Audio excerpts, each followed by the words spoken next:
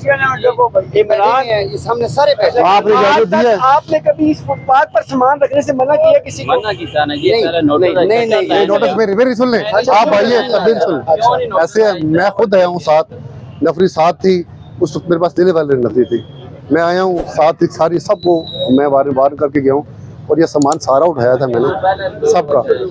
ये देख ले इन सब का सामान बाहर है, इससे ये सबसे ज्यादा बाहर इनका है, चेक करें कम से कम 7 से 8 फुट में मैं माजरत चाहता हूँ, सब बातों पे आपकी प्लीज मैं अंदर करवा दूँ, मैं माजरत चाहता हूँ, दे दे भाई को नहीं, बाकी तो चले, बाकी सामान ले लो, थोड़ा सामान ले लो, सामान मैं अंदर कर देता हूँ, आप टेंशन उठाओ अंदर रख लिएगा सामान, सामान रखा फ्रिज है और रिजवान मनी करें, मैंने उसकी पेमेंट मेरी बात सुन लो, क्या नाम है आपका? ID कार्ड दोस्तों मेरी बात याद रखेंगे, बच्चे के साथ उलझियो, मैं साथ ले जाऊंगा, सामान इधर ही आ जाएगा सारा। सही कह रहे हैं।